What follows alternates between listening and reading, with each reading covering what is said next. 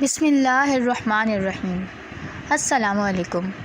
ہمارے چینل کو سبسکرائب کر دیں، ویڈیو اچھی لگے تو لائک کریں۔ آئیے شروع کرتے ہیں آج کی کہانی۔ بھائی کے دوست کے ساتھ عشق لڑاتے پکڑی گئی۔ ہم 4 بہن بھائی تھے، راہیلہ باجی، سمر بھائی، ندا باجی اور میرا نمبر آخری تھا۔ راہیلہ باجی نے MBA کر لیا تھا، ان کی شادی ہو گئی۔ ندا باجی نے میٹرک کیا، پھر اچھے کالج میں ایڈمیشن لیا۔ انہوں نے اردو میڈیم سے پڑھا تھا، اس لیے ان کی انگلش اتنی اچھی نہیں تھی۔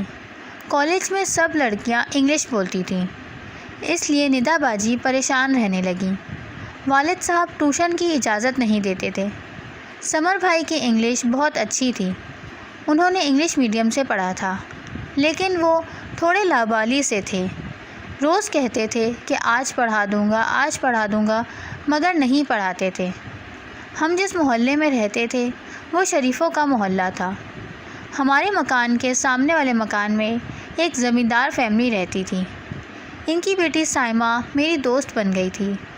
وہ لوگ پہلے گاؤں میں رہتے تھے، ان کے ہاں لڑکیوں کو زیادہ آزادی نہیں ہوتی۔ سائمہ بہت ہی خوبصورت تھی اور بہت خوش اخلاق تھی۔ ہم دونوں ساتھ اسکول آنے جانے لگے۔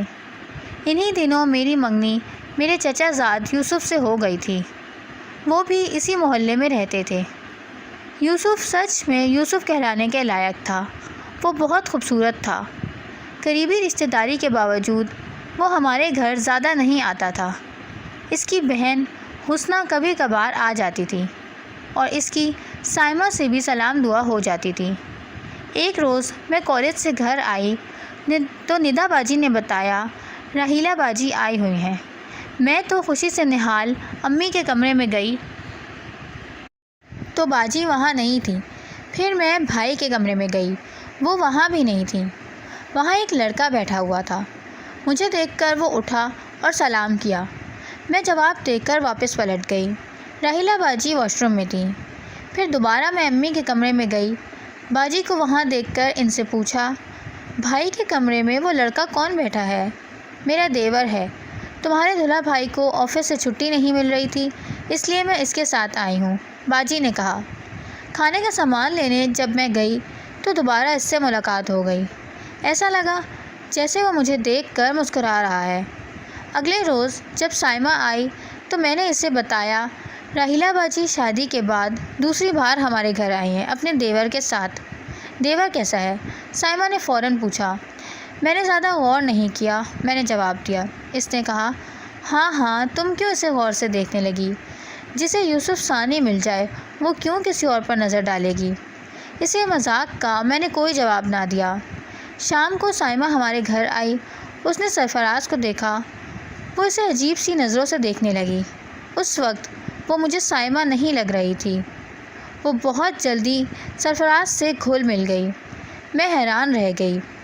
ہم لوگ تو باجی کے سسرال والوں سے بات کرنے سے بھی گھبراتے ہیں، ہمارے گھر کا ایسا ہی ماحول تھا۔ اگلے روز جب سائمہ مجھے اسکول میں ملی تو کہنے لگی کہ تمہاری بہن کا دیور مجھے بہت اچھا لگا ہے، میرا یہ خط سرفراز کو دے دو گی؟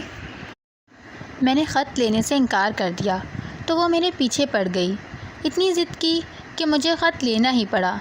جب گھر گئی تو سب کھانا کھا رہے تھے، میں چپکے سے سرفراز کے کمرے میں گئی اور سائمہ کا خط سرفراز کو دے دیا۔ وہ میرا منہ دیکھتا رہ گیا اور میں وہاں سے فوراً چلی گئی۔ اگلے روز جب اسکول گئی تو سائمہ نے دوبارہ خط مجھے دیا، میں نے منع کر دیا، مگر وہ دوستی کا واسطہ دے کر کہنے لگی، پلیز یہ خط سرفراز کو دے دو۔ اب میں کیا کرتی؟ میں مجبور ہو چکی تھی۔ یہ روز کا سلسلہ بن گیا، وہ روز مجھے خط دیتی اور میں روز اس کا خط سرفراز کو دیتی۔ ایک دن والد صاحب نے سرفراز کو خط دیتے ہوئے دیکھ لیا۔ میں سائمہ کا نام لینے سے ڈر رہی تھی کہ وہ کہیں گے اس کا خط بھی کیوں دے رہی ہو۔ انہوں نے باجی کو یہ کہہ کر رخصت کیا کہ آئندہ ہمارے گھر اپنے دیور کے ہمراہ مت آنا۔ میں سمجھی سب کچھ ٹھیک ہو گیا۔ میں نے اپنی دوست کا نام نہ لیا اور اسے بچا دیا، مگر سائمہ نے یہ بات میری ہونے والی نند کو بتا دی کہ طیبہ سرفراز کو خط دیتے ہوئے پکڑی گئی ہے۔ حسنہ نے یہ بات جا کر یوسف کو بتا دی اور اس طرح سائمہ کی لگائی ہوئی آگ میں میرا سب کچھ جل گیا۔ اس نے صرف اپنی بقا کی خاطر کہ میں کسی سے کچھ کہہ نہ دوں میرا سب کچھ برباد کر دیا۔ میں پچھتا رہی تھی کہ کیوں اس سے دوستی کی۔ یوسف کو میں بچپن سے چاہتی تھی۔ ابھی میرا یہ دکھ تازہ ہی تھا کہ ہمارے ساتھ وہ حادثہ ہوا۔ بھائی کا کوئی بھی دوست گھر نہیں آتا تھا سوائے ایک دوست کے۔ اس کا نام زیرک تھا۔ وہ اکثر بھائی کے ساتھ ہمارے گھر آتا تھا۔ ندا باجی ہمیشہ بھائی کو کہتی رہتی کہ مجھے پڑھا دو، لیکن وہ منع کر دیتے تھے۔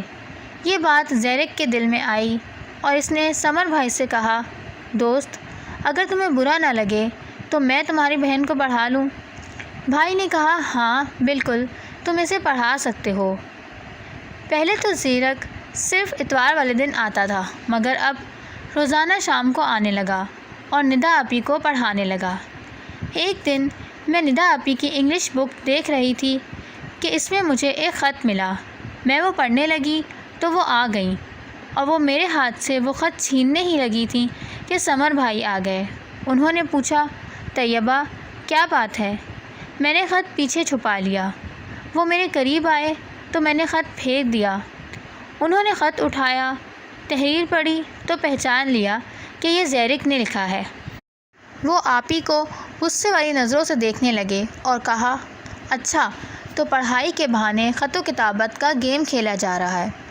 اپنی نظریں جھکا کر آپی نے کہا، بھائی میں تو آپ کو کہتی تھی کہ مجھے پڑھا دیں، آپ نے ہی اپنے دوست کو کہا مجھے پڑھانے کو۔ میں نے پڑھنے کو کہا تھا، عشق لڑانے کو نہیں۔ بھائی یہ کہہ کر وہاں سے چلے گئے۔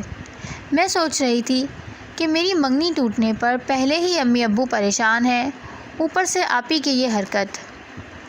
سرفراز نے راحیلہ باجی کو سارے خط دکھا دیے تھے اور بتا دیا تھا کہ یہ خط سائمہ نے لکھے تھے۔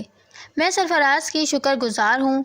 ہاں منگنی ٹوٹنے کا غم تو تھا، مگر امی ابو کی نظر میں سچ تو ثابت ہو گیا تھا۔ اگلے دن جب زیرک ہمارے گھر آیا، بھائی نے دروازہ کھولا اور کہا، کیا اب بھی تمہیں ہمارے گھر آنا چاہیے؟ میں نے تمہیں اپنا دوست سمجھا اور تم نے میرے ساتھ ہی ایسا کیا، میری بہنوں کو اپنی بہنیں نہ سمجھا۔ بھائی نے زیرک کو تھپڑ مارا اور کہا، بس اتنا ہی کافی ہے، اگر کوئی اور ہوتا تو میں جان سے مار دیتا۔ اب تم یہاں سے چلے جاؤ اور کبھی مت آنا۔ وہ یہاں سے چلا گیا۔ بھائی نے آپی کا کالج جانا بند کر دیا۔ پھر امی نے سمجھایا، اس کے فائنل ایگزام ہونے والے ہیں، اسے پیپر دینے دو، اس نے بہت تیاری کی ہے، وعدہ کر رہی ہے کہ آئندہ سے ایسا کچھ نہیں کرے گی۔ بھائی نے اجازت دے دی۔ اگلے روز آپی کالج گئی تو وہاں سے چھپ کر زیرک سے ملنے چلی گئیں۔ آپی کو کسی کا احساس نہ رہا، نہ ماں باپ کا نہ بھائی کا، اور ایک دن وہ زیرک کے ساتھ گھر سے بھاگ گئیں اور کورٹ میرج کر لی۔ ہمیں کچھ خبر نہ تھی کہ وہ کہاں گئی ہیں۔ دنیا والے تو پہلے ہی باتیں کر رہے تھے، اب وہ اور باتیں کرنے لگے۔ ابو نے سب سے یہ کہہ دیا کہ ندا پڑھنے کے لیے لاہور گئی ہے۔ ابو نے فیصلہ کیا کہ ہم سب کو لاہور شفٹ ہو جانا چاہیے۔ انہوں نے جلد سے جلد اپنا گھر بیچنے کی کوشش کی اور ہم لاہور چلے گئے۔ بھائی کو وہاں اچھی نوکری مل گئی، میری بھی اچھی جگہ شادی ہو گئی۔ راحیلہ باجی تو پہلے سے ہی لاہور میں رہتی تھیں۔ ایک دن بھائی اپنی بیوی اور امی کے ساتھ شاپنگ پر گئے تو انہیں وہاں ندا اپنے شوہر اور بچوں کے ساتھ نظر آئی۔ وہ امی کو دیکھ کر رک گئی۔ امی تو چاہتی تھیں کہ فوراً جا کے گلے لگ جائیں، مگر سمر بھائی ساتھ تھے، اس لیے جہاں کھڑی تھیں وہیں کھڑی رہیں۔ زیرک نے آگے بڑھ کر کہا، امی جان مجھے معاف کر دیں، ہم سے غلطی ہو گئی تھی۔ اگر ہم شادی نہ کرتے تو تب بھی آپ کی بدنامی ہوتی، ہمارے پاس اور کوئی چارہ نہ تھا۔ امی نے چپ چاپ سمر بھائی کا بازو پکڑا اور آگے چلی گئیں۔ کہا، چھوڑو، ہماری زندگی میں جو ہونا تھا وہ تو ہو چکا ہے۔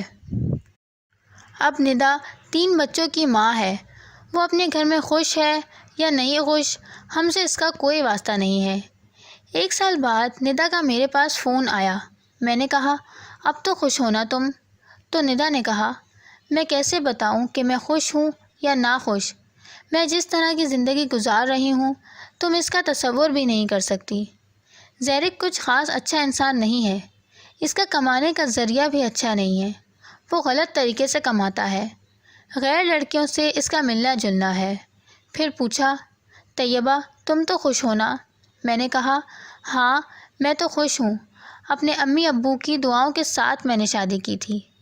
پھر ندا نے ٹھنڈی آہ بھر کر کہا، کاش میں نے بھی ماں باپ کی دعاؤں کے ساتھ شادی کی ہوتی۔ میرے لیے دعا کرنا کہ زیرک سدھر جائے۔ زیرک سدھرا یا نہیں مجھے کچھ پتہ نہیں، کیونکہ میں اپنے شوہر کے ساتھ کینیڈا شفٹ ہو گئی۔ اس کے بعد ندا سے میرا کوئی رابطہ نہ رہا۔